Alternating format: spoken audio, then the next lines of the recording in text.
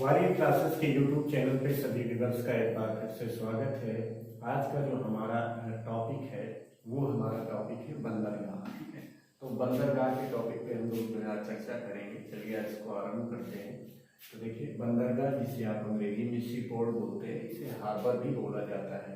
ठीक है, तो भारत में अगर देखें तो मतलब बंदरगाह का मुख्य रूप से जो उपयोग होता है, इसका उपयोग जो है आयात निर्यात के लिए किया जाता है। ठीक है, तो ये जो जल माध्यम से जो आयात निर्यात होता है, इसमें काफ़ी ज़्यादा खर्चा कम पड़ता है और एक समय में ज़्यादा सामान एक स्थान से दूसरे स्थान तक पहुंचाई जा सकती है। ठीक है, तो चूंकि भारत एक लंबी तटरेखा वाला देश है, तो यहाँ पे आप देखेंगे बहुत सारे बंदरगाह यहाँ पे पाए जाते हैं, जिनमें से आप देखें तो बड़े बंदरगाह पाए जाते हैं और कुछ क्या पाए जाते हैं, छोटे और मझोले बंदरगाह पाए जाते हैं ना।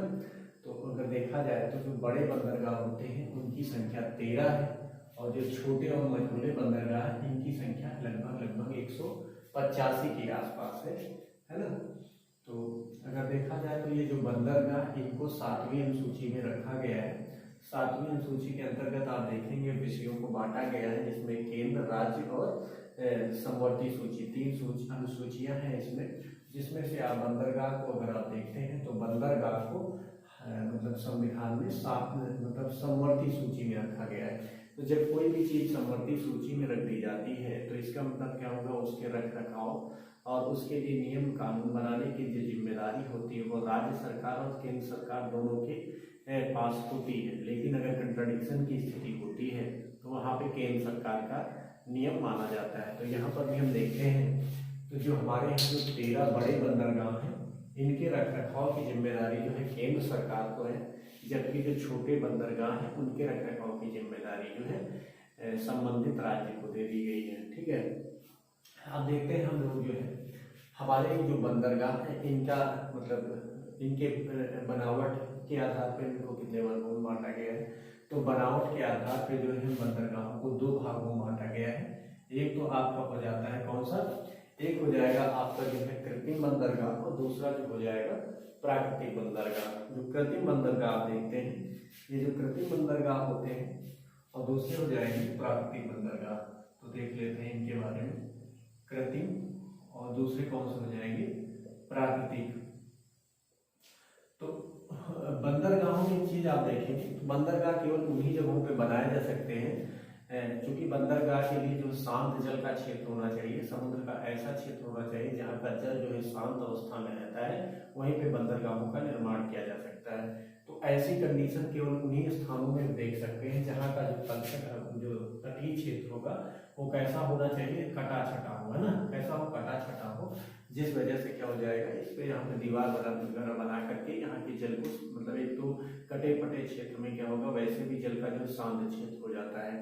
तो ऐसे क्षेत्रों में जो बंदरगाहों का निर्माण किया गया है वो प्राकृतिक बंदरगाह कहलाते हैं। और ऐसे क्षेत्र जहाँ पर क्या करेंगे, जो ओपन मतलब इलाका है, जहाँ का जो तट होता है वो सीधा होता है, जहाँ पे कटा फटा नहीं होता, और जहाँ का जो समुद्र होता है उसमें क्या होता है, मतलब उसके जो धारा होती है, उसका जो बहाव होता है तेज होता है, वहाँ पे जो बंदरगाहों का निर्माण किया गया है प्राकृतिक रूप से, वहाँ पे बांध वगैरह बना करके ना वहाँ पे निर्माण किया जाता है। तो इस प्रकार के जो बंदरगाह होते हैं वो कृत्रिम बंदरगाह कहलाते हैं। भारत में ज्यादातर बंदरगाह प्राकृतिक हैं और कुछ बंदरगाह जिनमें से आप देखें न्यावा सेवा बंदरगाह और आपका दूसरा एक बंदरगाह आप देख रहे हैं वो आपका जो है चेन्नई बंदरगाह, ये जो है कृत्रिम बंदरगाह के नाम से जाने जाते हैं। ठीक है, तो चलिए अब हम लोग जो है बंदरगाहों का अध्ययन को शुरू करते हैं राज्य के हिसाब से।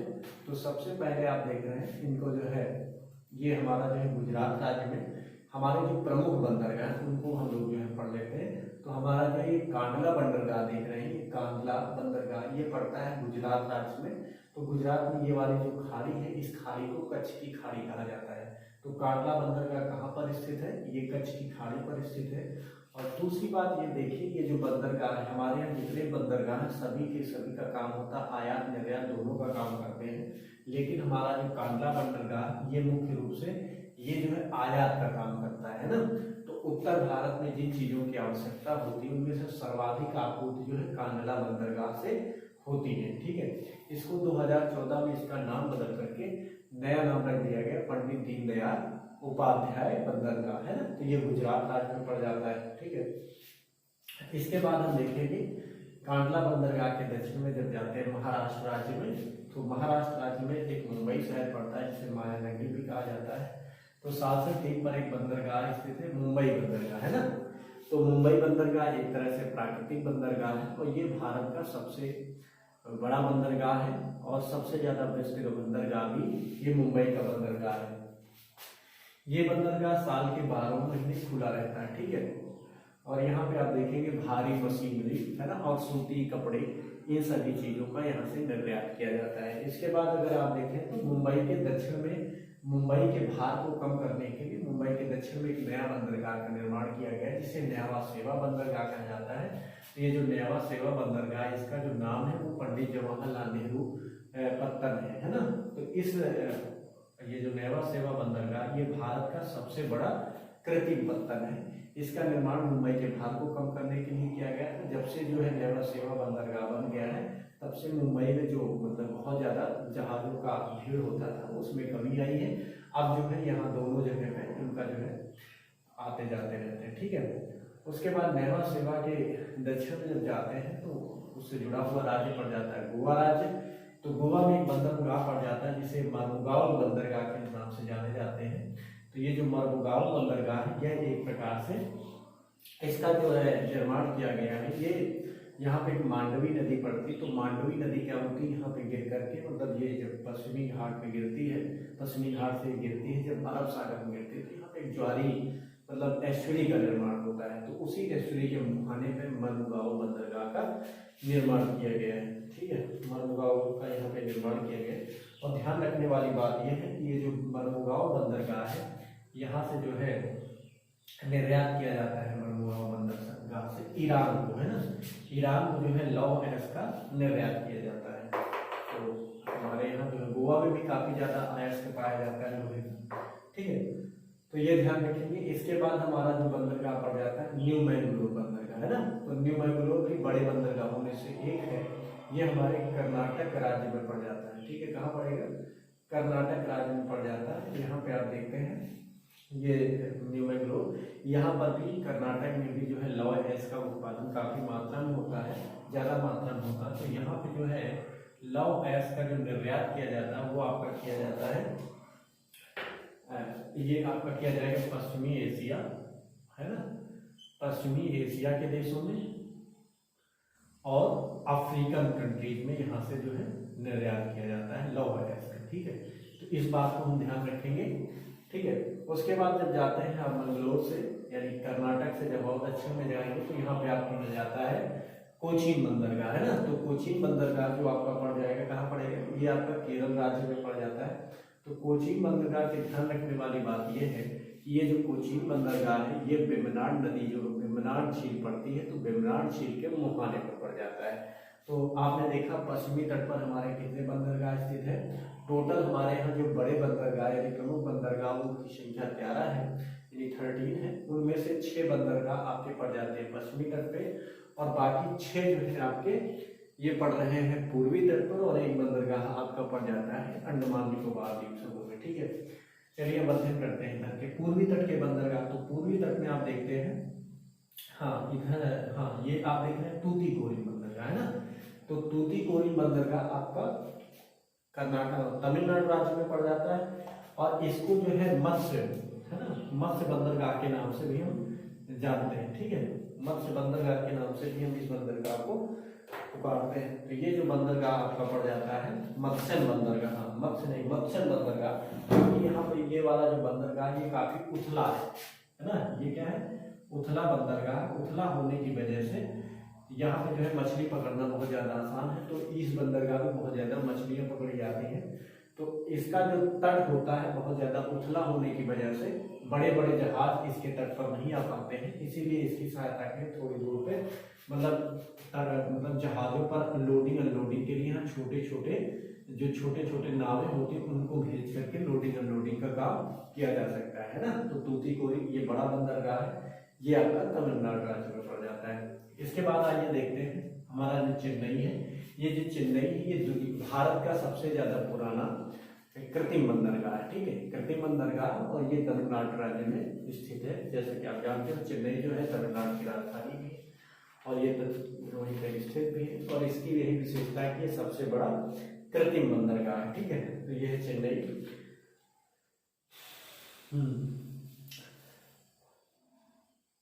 ठीक, और ध्यान रखने वाली बात है जो चेन्नई बंदरगाह, इसके सामने का जो क्षेत्र होता है काफी जो है खुला सागर का क्षेत्र है ना। खुला सागर का क्षेत्र का मतलब होगा इसके सामने किसी प्रकार का कोई जो है बंध या कोई मतलब समुद्री पहाड़ी ऐसी कोई चीज नहीं नजर आती है, ये खुला क्षेत्र है। इसके बाद देख रहे हैं आपका एन्नौर बंदरगाह है ना, तो ये जो एन्नौर बंदरगाह ये भी तमिलनाडु राज्य में है। ठीक है, और ये आप देखेंगे ये प्राइवेट मतलब प्राइवेट रूप से इस बंदरगाह का संचालन किया जा रहा है। एक प्रकार से निगमित बंदरगाह है। ठीक है, और इस बंदरगाह को पूर्णतः क्या कर दिया गया, कंप्यूटराइज कर दिया गया। एकमात्र बंदरगाह जो कम्प्लीटली कंप्यूटराइज है, और इंदौर में इसका नाम जो है के कामराज बंदरगाह के नाम से जो है इंदौर बंदरगाह को जाना जाता है। ठीक है, इसके बाद आप देख रहे हैं विशाखापत्तनम। तो जो विशाखापत्तनम का जो पोताश्रय है वो काफी गहरा है, तो विशाखापत्तनम में आप देखेंगे तो इसके सामने भी खुला तट था, लेकिन इसके सामने आप देखेंगे डाल्फिन नोज नाम की एक पहाड़ी समुद्री पहाड़ी है, जिसकी वजह से जो आप देखते हैं पूर्वी तट पे बहुत ज्यादा उष्णकटिबंधीय तूफान आते रहते हैं। तो इस पहाड़ी की वजह से यहाँ पे इसके तट पर जो है किसी प्रकार के समुद्री तूफान नहीं आ पाते हैं। ठीक है, तो इससे ये जो है बंदरगाह सुरक्षित रह जाता है ना। तो ये काफी नाड़ा तट पर है, ये सबसे ज्यादा गहरा बंदरगाह भी है। ठीक है, चलिए अब इसके आगे पढ़ते हैं। हम लोग देखते हैं पारादीप बंदरगाह। तो पारादीप बंदरगाह ये आपका स्थित है उड़ीसा राज्य में पड़ता है ना। तो पारादीप उड़ीसा राज्य में पड़ता है। तो पारादीप मतलब उड़ीसा राज्य में आप देखते हैं अयस्क लौह अयस्क का बहुत ज्यादा उत्पादन होता है, लोहे का भी बहुत ज्यादा उत्पादन होता है। तो यहाँ से जो पारादीप से जो है लौह अयस्क का निर्यात कर दिया जाता है जापान को, है ना। जापान को यहाँ से निर्यात किया जाता है। ठीक है, इसके बाद आप देखेंगे इसके और ऊपर जाते हैं, यानी इसके पश्चिम उत्तर की तरफ जब जाते हैं तो यहाँ पे आप देखिए कोलकाता हल्दिया बंदरगाह। तो कोलकाता हल्दिया बंदरगाह एक प्रकार से ज्वाली बंदरगाह है, और इसे नदी बंदरगाह के नाम से भी जाना जाता है। ठीक है, इसका भी निर्माण अंग्रेजों के द्वारा कराया गया था। अब देखें कि ये जो बंदरगाह है ये समुद्र के तट पर स्थित ना होकर ये एक नदी के तट, नदी के मुहाने पर स्थित है। तो इसका मतलब हुआ है यहाँ पे जो तट होता है ना, तट से आने जाने के लिए जो है कोलकाता हल्दिया बंदरगाह से नदी के मार्ग से होकर के जहाज आते जाते हैं। तो इसकी सहायता के लिए यहाँ पे समुद्र तट पर एक डायमंड हार्बर बंदरगाह मतलब बनाया गया है, जो कि कोलकाता हल्दिया का सहयोगी है ना, एक प्रकार से पूरा का काम करता है। ठीक है, तो ये हमारे जो है भारत के प्रमुख बंदरगाह हैं। आइए अब इसके बाद हम लोग देखते हैं भारत के जो प्रमुख बंदरगाह हैं इनमें कौन सा किस लिए फेमस है। तो कांडला बंदरगाह आप देखते हैं गुजरात राज्य में स्थित है। ये जो है आयात के लिए ही इस बंदरगाह का प्रयोग किया जाता है। तो कई बार परीक्षा में ये भी प्रश्न आ सकता है कि भारत का वो कौन सा बंदरगाह है जो सिर्फ और सिर्फ जहां से केवल और केवल आयात किया जाता है ना। तो ये कांडला आपका हो जाएगा। ठीक है, आयात के लिए। उसके बाद नेवा सेवा। ठीक है, तो ये सबसे बड़ा कृत्रिम बंदरगाह है ना।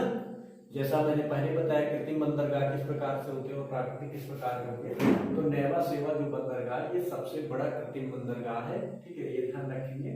उसके बाद विशाखापत्तनम ये सबसे गहरा बंदरगाह है। ठीक है, यहाँ पे जो पोताश्रय है वो सबसे ज्यादा गहरा है। ठीक है, तो ये इसकी विशेषता है। उसके बाद कोलकाता हल्दिया को हम लोग नदी बंदरगाह के नाम से भी जानते हैं। ठीक है, चेन्नई बंदरगाह ये देश का सबसे पुराना कृत्रिम बंदरगाह है। ध्यान रखेंगे सबसे पुराना कृत्रिम है, और जबकि सबसे बड़ा नेवा सेवा है। ठीक है, उसके बाद आगे चलते हैं तूतीकोरिन बंदरगाह। तो ये जो तूतीकोरिन बंदरगाह था ये उथला होने की वजह से यहाँ मछलियां पकड़ना बहुत ज्यादा आसान है, तो यहाँ मछली बहुत ज्यादा पकड़ी जाती है, इसीलिए इस बंदरगाह को मत्स्य बंदरगाह के नाम से जानते हैं। ठीक है, तो आज के वीडियो में हम लोगों ने भारत के प्रमुख बंदरगाहों का अध्ययन किया है। हम लोग जो नेक्स्ट वीडियो लाएंगे बंदरगाह से संबंधित, उसमें जो है हमारे जो छोटे छोटे बंदरगाह है उसके बारे में हम लोग पढ़ेंगे। तब तक के लिए नमस्कार।